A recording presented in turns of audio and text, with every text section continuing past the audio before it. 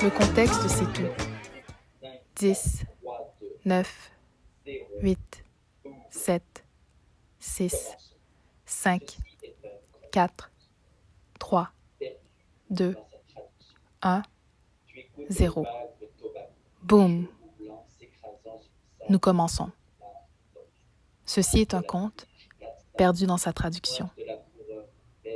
Tu écoutes les vagues de Tobago, les chevaux blancs s'écrasant sur le sable doux de plage des Tortues, Pointe de la Pige, Castara, Pointe de la Couronne, baie du Stockage. Les vagues déferlent, les vagues déferlent, les vagues déferlent.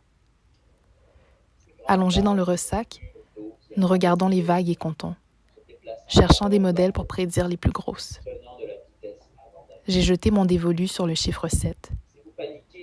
Ces grandes vagues sont des murs d'eau qui apparaissent à l'horizon, se déplaçant d'abord lentement, puis prenant de la vitesse avant d'arriver rapidement. Si vous paniquez, si vous vous crispez, si vous restez figé sans décision, l'eau choisira votre chemin pour vous. La vague vous attrape, vous soulève et catapulte votre corps comme une étoile de mer jusqu'à ce que vous ne sachiez plus où vous en êtes. Entre chaque vague, rencontrant le rivage sablonneux, de courageux crabes entrent et sortent de leur mystérieux terrier de plage. Les vagues déferlent, les vagues déferlent, les vagues déferlent. Turquoise, bleu-vert, lavande, noir. Une volée de majestueux pélicans, toujours optimistes et perchés sur le bateau d'un pêcheur. La nuit, sur la plage de Mount Ivan, les plus glorieux des couchers des soleils. Des rouges, des or, des roses, des magentas succulents. Les feux de plage préparent de délicieux festins. Nous grignotons des frites et des cacahuètes fraîchement cuites, tout en sirotant des boissons à la bière de gingembre, alors que le soleil disparaît derrière les nuages rouges, les plus rouges, diffusant des lendemains ensoleillés. Ciel rouge le soir, délice du berger. Ciel rouge le matin, avertissement du marin, disait ma mère. Son père, mon grand-père, était météorologue pour la RAF. Je répète la même rime à mon fils Inigo. Le soir, Je lis à Inigo des histoires de voyageurs qui lisent l'eau, le temps, les arbres, le ciel, la terre, les traces d'animaux, les gens. Je veux qu'ils soient instruits des manières du monde et toujours conscients des autres avec lesquels nous partageons l'intendances de notre terre. Assis dans cette chaleur parfaite de Tobago, je peux sentir mes épaules descendre vers le bas, jusqu'à ce que je respire paisiblement, heureuse de vivre dans la peau dans laquelle je suis. Nos corps sont forts et souples. Nos os bougent facilement sous notre peau. Nous courons sur la plage en tapant dans un ballon de foot et en faisant voler des cerfs-volants. Nos cheveux sont nattés et mélangés à l'eau salée de l'océan. Notre peau sent le soleil. Nous sommes libres d'être. Le mouvement est notre médecine. La nuit, nous jouons à des jeux de cartes sans fin. Musique, rire et bavardage en fond sonore. Colibris, couscous, des blés de menteurs lancés. La glace qui s'entrechoque contre le verre. Le vent qui souffle dans les arbres. Les bruits du voisinage. L'océan toujours présent comme un battement de cœur rassurant. L'amour. Les tambourinaires venaient, souvent chiner, rire et cuisiner, apportant leurs instruments et jouant à leur guise. Je voudrais vous raconter beaucoup d'histoires, mais je suis charmée de me souvenir de ces bons moments. Le bonheur de tout le corps, la joie, la convivialité.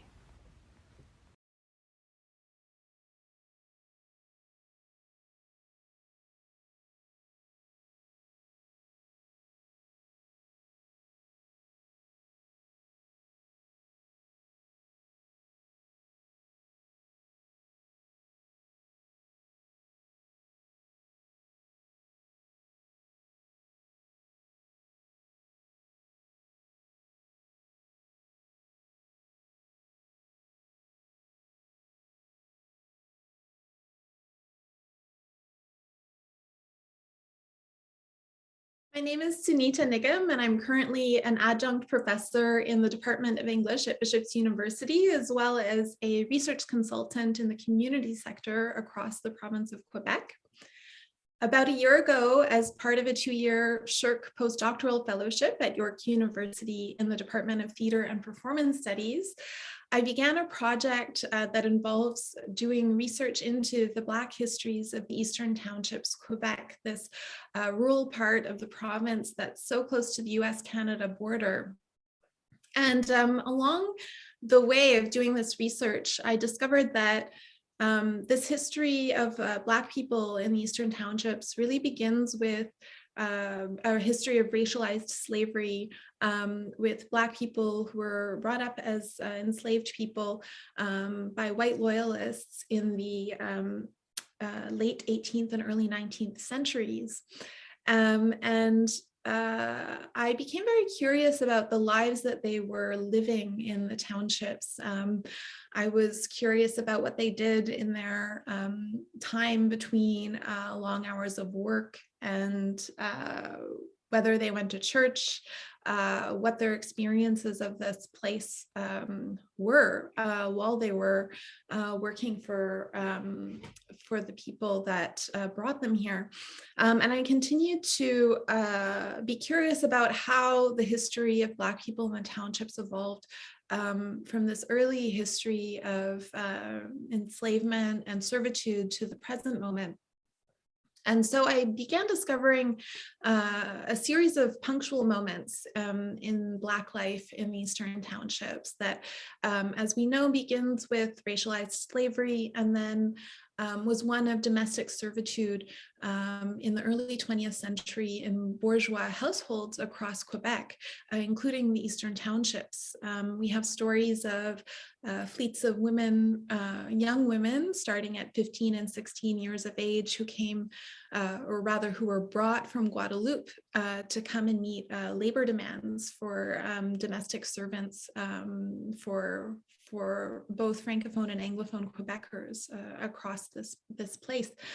And then we have other interesting kind of shifts and turns in the history of Black people in the townships. So in the early 20th century, we see that, like elsewhere in North America, there was a real fascination with Black people and Black performances in the popular entertainment form of blackface minstrelsy, which was the most wildly popular live entertainment form in North America in the early 20th century.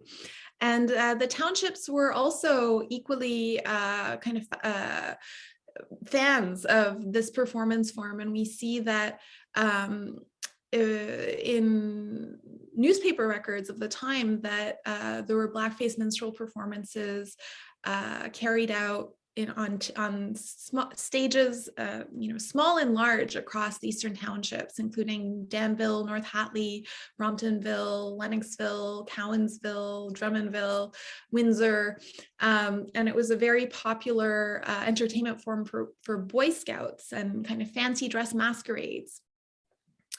In the early 20th century as well, we get the jazz era. And it turns out the townships did not escape the jazz craze that kind of swept over North America and other parts of the world in the 1920s. And we see a large number of Black jazz performers from Montreal who would tour across the Eastern Townships, playing to audiences who were really hungry for the sounds of real jazz. We see the reporting in newspapers of this area really emphasize the realness of jazz. And I think that part of this language of realness was about emphasizing that it was Black jazz performers who were going to come and perform for audiences. There are other really interesting punctual moments in the Black histories of the townships that I won't go into in too much depth right now, but we get a revival of jazz in the 1950s that's really interesting, and really kind of world-class jazz performers come through the townships during this period. We also see many Black athletes come to play in the townships for a season or a game or a match, in the case of boxers. And the sports that were most kind of animated by these players were hockey, baseball, and boxing. And so this was one of the ways in which people living in the townships were encountering Blackness and ideas about Blackness, performances of Blackness, and also socializing and interacting with Black athletes. Of course, in the 60s and 70s, with changes in immigration laws, we get a change in the linguistic demographics of the Black population in Quebec, which includes the Eastern Townships. So if before this period, many of the Black people living here were Anglophone, after this point in time, they're increasingly Francophone. And one of the final things that I've been looking into in my research, and one of the things I'm perhaps most excited about, is the rise of Black activism in Eastern Townships over the course of the past 10 years, but really especially in the course of the past 2 or 3 years. And there are a lot of platforms and movements and groups that have been created to create spaces of solidarity and community for Black residents of the region, and also to create public platforms for educating the general public here about the contributions and experiences of Black residents of the Eastern Townships. And we get things like Black Estrie, which is an amazing platform that's doing just that. So all of this research has culminated in an exhibit that I've presented with the Eastern Townships Resource Center called Black Histories in the Eastern Townships, that is now available to peruse online as a virtual form, and is currently being presented outdoors at Bishop's University in an outdoor format. I was really excited that Emmanuel Jacques, who I will be talking to in a moment, agreed to create an art piece for this exhibit in which she responds to the legacy of Black people living and working in the Eastern Townships in the shape of an imagined landscape that she creates out of stamps and ink. And I think that her contribution to this exhibit really is very moving and poetic, and it gives a sense of the intrinsic, the intrinsicness, if that's a word I just invented, of Black people to the lands and landscapes here, even when their names and stories are obscured or difficult to decipher, they're still here. And that's what I find very moving about Emmanuelle Jacques' piece, which she has titled Faire partie du paysage / Freedom Pickers 1 and 2.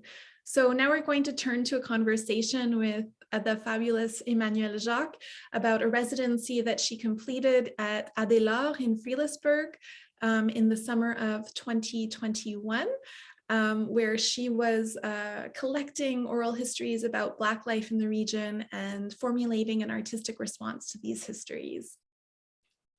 Emmanuelle, I'm so happy to get to talk with you about your residency at Adélard today. I'm really curious to know what the inspiration was for your focus on oral histories, and specifically oral histories that relate stories about Black people in Fredericksburg and the Eastern Townships when you were carrying out this residency. So why don't you tell me a little bit about that? Oui, bonjour Sinita, merci. Ça me fait plaisir aussi de te parler. En fait, la résidence à Adélard, c'est une résidence en duo avec Anna Jane McIntyre. Et Anna et moi, on voulait faire une résidence en duo depuis un petit bout de temps. On avait appliqué à quelques endroits, donc on cherchait, parce qu'on est toutes les deux des mères, on voulait faire une résidence ensemble pour se soutenir mutuellement tout en travaillant. Puis, donc, on cherchait chacune de notre côté. On avait appliqué à quelques endroits. Puis, en fait, quand j'ai vu l'appel de dossier d'Adélard, moi, c'est que je connais très bien Fredericksburg. J'ai travaillé à Fredericksburg pendant une douzaine d'années dans des vergers, comme cueilleuse de pommes. Puis, donc, j'ai demandé à Anna si elle voulait qu'on applique là. Puis, on cherchait un sujet pour notre résidence. Puis au début, on voulait parler plutôt d'agriculture ou de la forêt, du vivant. Anna étudie en biologie aussi. Donc, c'était moi, avec mon expérience de travailleuse agricole, ça m'intéressait. Mais bon, on avait très peu de temps devant nous pour préparer notre dossier. Puis tout à coup, ça m'est comme revenu en mémoire l'existence de ce cimetière de personnes noires qui auraient été en esclavage à Saint-Armand, qui est le village voisin de Fredericksburg, dans les années fin 1700, début 1800. Donc, en fait, j'ai demandé à Anna si elle voulait qu'on fasse notre résidence sur ce thème-là, puis très vite, on a comme préparé un dossier, puis on n'a pas eu le temps tellement d'y réfléchir trop, puis voilà, notre dossier a été sélectionné, puis on est allé faire la résidence là, l'été suivant. Okay, thanks so much, Emmanuelle. I'm really curious to know what surprised you about things that you discovered while you were carrying out your residency with Anna. En fait, beaucoup de choses. Au début, moi, je savais que l'existence de ce cimetière-là, c'était quelque chose qui était très tabou dans la région. Donc, les résistances qu'on a pu trouver, c'est pas ça qui m'a le plus surpris. En fait, puis aussi, la difficulté de trouver des informations, parce que c'est comme ce cimetière-là, c'est comme un secret de polichinelle un peu dans la région. Tout le monde, on a un peu entendu parler, mais personne ne voulait tellement en parler non plus. Mais ce que je ne savais pas, c'était qu'il y avait aussi, dans les années qui ont suivi la présence de personnes là, qui ont vécu dans l'esclavage, il y a eu aussi un mouvement de migration des États-Unis, de personnes noires qui fuyaient l'esclavage aussi. C'est un petit peu plus tard, mais ces deux, comme population-là, se sont côtoyées. Il y a eu comme un peu des croisements. Puis à Frelighsburg, il y avait, pas à Frelighsburg, à Saint-Armand, qui s'appelait Phillipsburg auparavant, là. Il y avait une station sur le réseau du Underground Railroad. Donc, il y a eu comme un afflux de population, mais ce que je ne savais pas, c'est quand même que cette population-là est demeurée dans la région pendant assez longtemps, jusqu'à atteindre une population quand même assez importante, là, selon un recensement de 1831, je pense, de 289 personnes noires dans Brome-Missisquoi, considérant la population là, globale de l'époque, qui est quand même une grosse population, même, je ne sais pas tellement plus petite que la population de francophones à l'époque. Donc, ça, c'était complètement inconnu pour moi. Puis, ça a fait quand même dériver notre projet beaucoup parce que c'est ce trou dans l'histoire qui nous a beaucoup intéressés. Ces personnes-là ont vécu, ont travaillé sur ce territoire-là, puis il n'y a presque pas de traces de leur passage dans la région. Donc, on a voulu plutôt se focusser sur essayer de mettre un peu la main sur des informations sur l'existence de cette communauté-là qui a vécu dans la région, puis des traces qu'elle aurait pu laisser.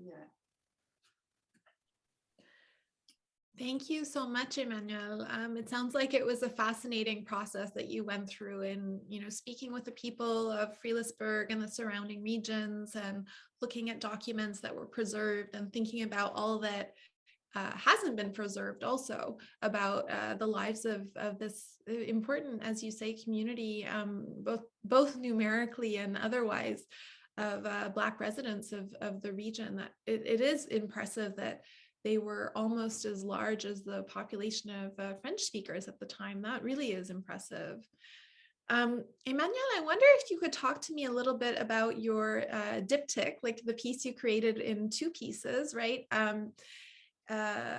Which you have titled Faire partie du paysage, Freedom Pickers. So with this piece, you recreate the landscape of Mount Pinnacle in Frelighsburg using stamps that you have had made and ink. And the stamps are of the names of about 20 Black residents of the Brome-Missisquoi region that you have recovered from store ledgers.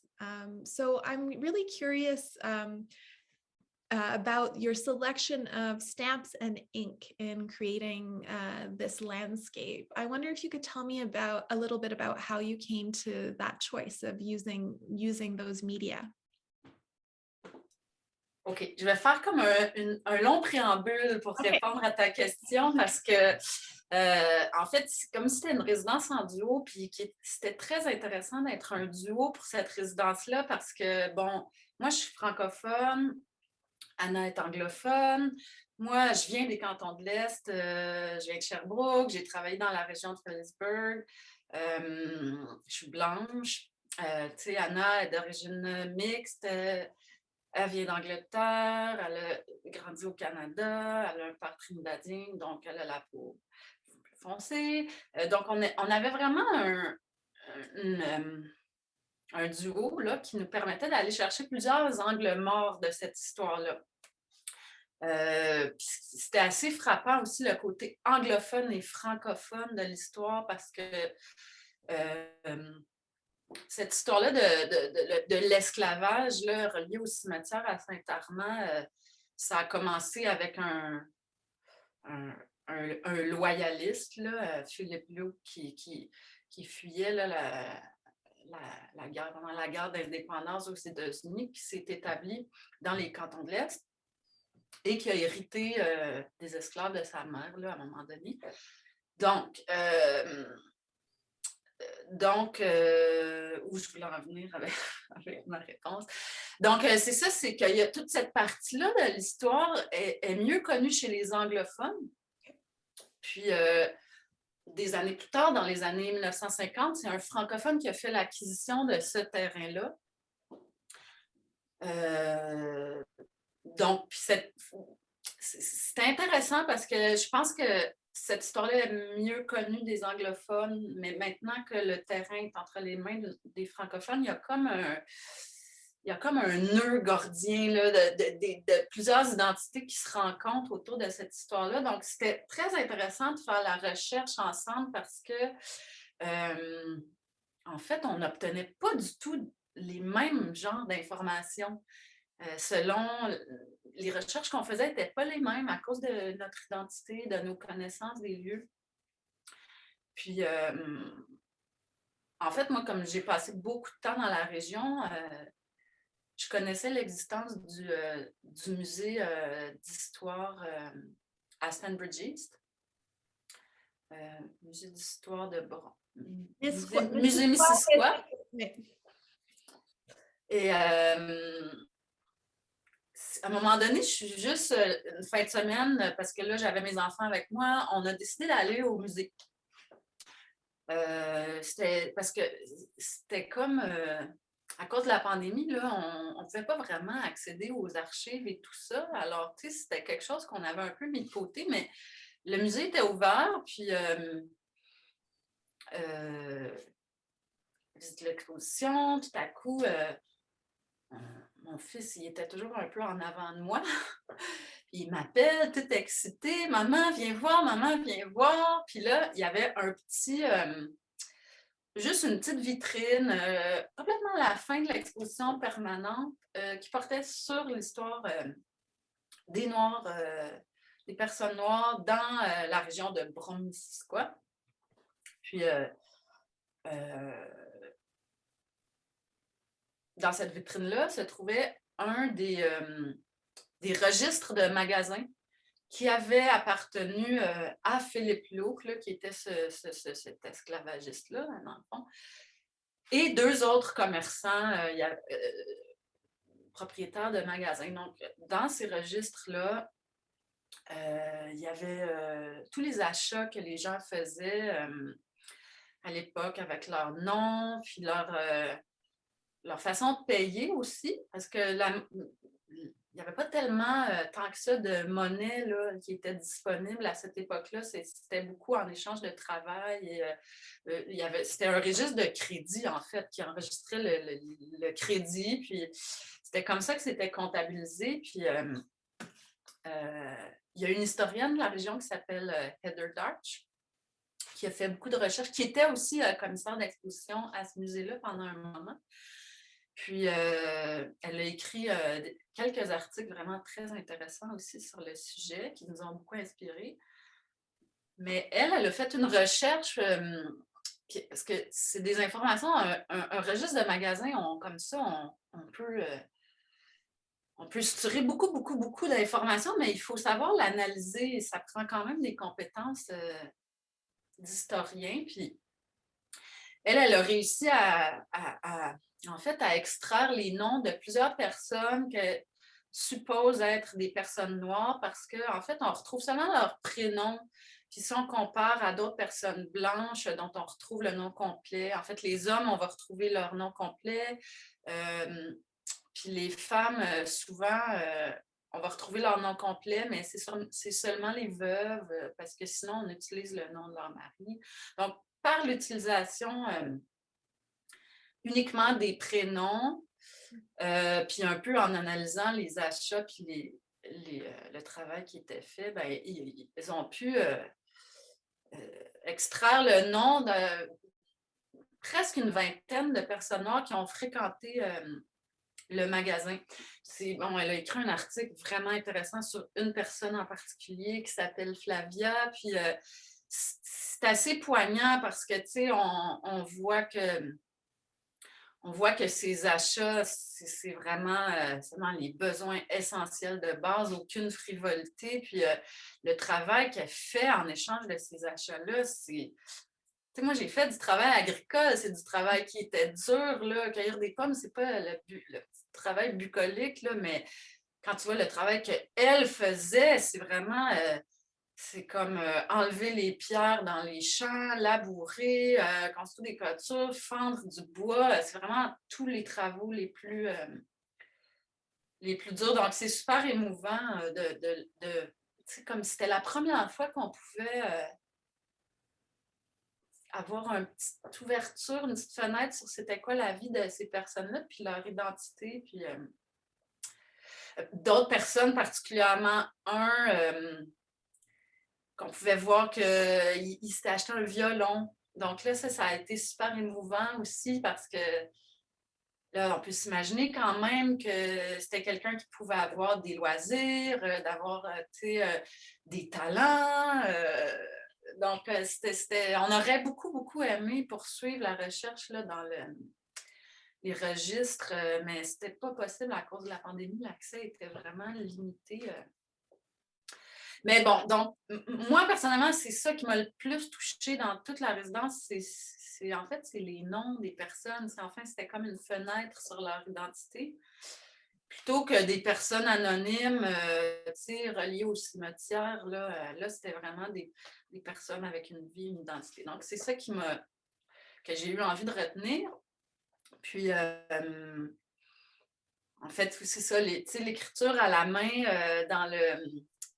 dans le registre, c'est vraiment une écriture très belle, très typique de l'époque. Donc, moi, c'est pour ça que je suis allée chercher une police de caractère qui était inspirée de la police qui est utilisée.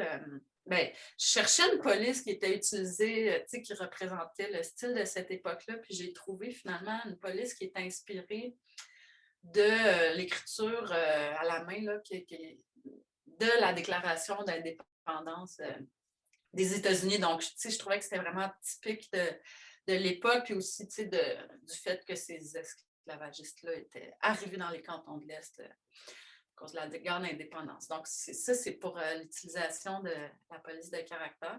Enfin, le Mont Pinacle, c'est une vue du Mont Pinacle à partir du chemin Saint-Armand. Moi, quand je cueillais des pommes, ma première année de pommes, j'ai travaillé sur une ferme qui était en fait la ferme d'un monsieur qui s'appelait Georges Bussière. C'était le gendre de l'ancien premier ministre du Québec, Adélard Godbout. Donc, c'était quand même une très grosse maison. Puis même, j'ai habité un hiver là, je travaillais pour ce monsieur-là. Puis, donc, c'est une vue du Mont-Pinacle que j'ai vue quotidiennement pendant presque une année. Donc, j'ai vraiment un attachement particulier de cette vue-là qu'on voit quand on arrive à Frelichburg de Saint-Armand. Donc, c'est vraiment une vue qui reliait un peu les deux villages aussi. Bref, j'ai vraiment un attachement à Mont-Pinacle. Puis juste pour raconter la petite histoire, quand on est arrivé à la résidence, Anna et moi, en voiture, on arrive ensemble, puis je pointe, j'étais comme excitée de revoir le Mont-Pinacle. Puis là, je pointe à Anna, c'est le Mont-Pinacle. Puis elle avait mal compris à qu'on disait, puis elle pensait que je parlais de Mont-Pinacle. Donc, on a vraiment rigolé, mais après ça, ça a été une blague un peu pendant toute la résidence. En fait, je faisais la blague qu'au lieu de faire cette recherche-là sur l'histoire des personnes noires, que j'allais faire un pastiche des 36 vues du Mont-Pinacle de Hokusai, là, le fameux graveur japonais. Donc, on rigolait beaucoup avec le Mont-Pinacle, mais finalement, puis, bon, à un moment donné, on a décidé du titre de notre résidence qui était faire partie du paysage de Freedom Pickers parce qu'on voulait vraiment mettre en évidence le fait que ces gens-là ont fait partie du paysage pendant longtemps, puis maintenant, ils sont comme effacés. Puis pas longtemps après, c'est parce que là, c'est ça. Moi, je parlais beaucoup aux gens. On faisait chacune notre recherche d'une façon bien différente, mais par un pur hasard. Il y a une femme qui est bénévole à la Fiducie du Mont-Pinacle, qui s'appelle Marie, que j'ai rencontrée, puis qui m'a raconté que sur le Mont-Pinacle, sur le terrain de la Fiducie du Mont-Pinacle,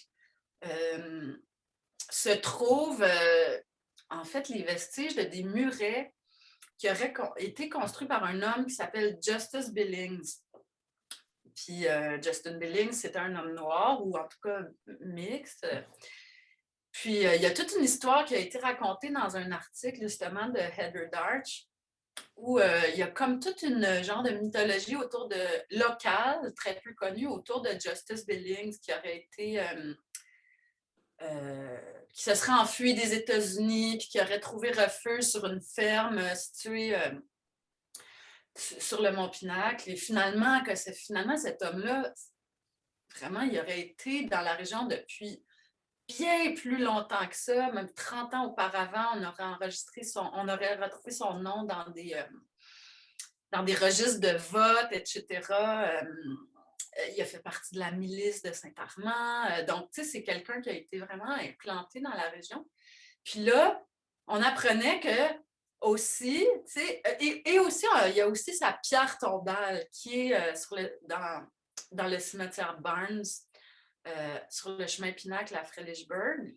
La famille Barnes était ses employeurs. Il a travaillé pour cette famille-là pendant plusieurs années. Puis c'est la seule personne noire, en tout cas, dont on sait avec certitude que c'était une personne noire, dont on a retrouvé une sépulture. Donc, c'était émouvant de vraiment trouver des traces physiques de sa présence.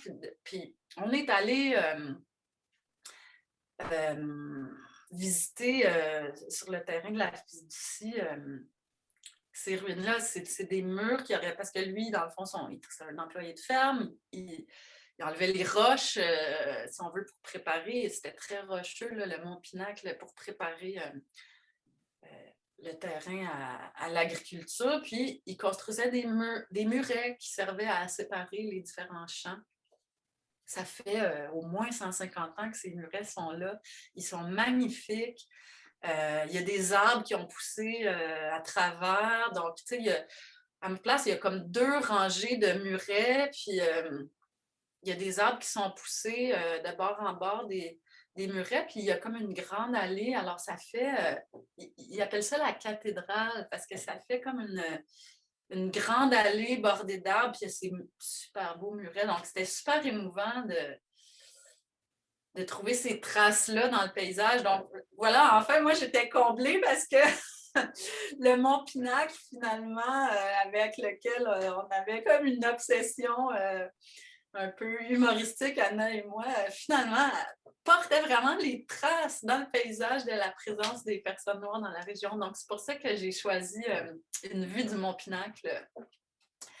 Puis, moi, je travaille en art imprimé.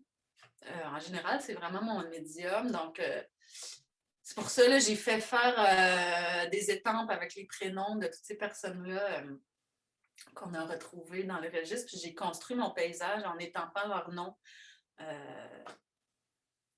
pour créer le paysage. Voilà l'histoire de cette vue du Mont-Pinacle. Amazing. You're a very good storyteller. Thank you so much for that winding story about how you came to create this piece, Partie du paysage, Freedom Pickers. It's really beautiful. My last question for you, Emmanuel, is what's next? What's next on your artistic trajectory? Moi, je suis quelqu'un qui travaille assez lentement, puis aussi, c'est certain que cette résidence-là, c'était très intense émotivement, puis aussi, c'était beaucoup d'informations à assimiler. En fait, on n'a pas fait beaucoup de création comme telle, c'était vraiment beaucoup de la recherche. Donc, après ça, on a eu besoin, Anna et moi, d'une période de recul un peu. Puis, de créer cette œuvre-là pour ton exposition, c'était super parce que ça nous a permis de se replonger un peu dedans. Puis, en juin prochain, on va participer à une exposition collective qui est commissariée par Félix Denis, qui est un étudiant à la maîtrise en histoire de l'art.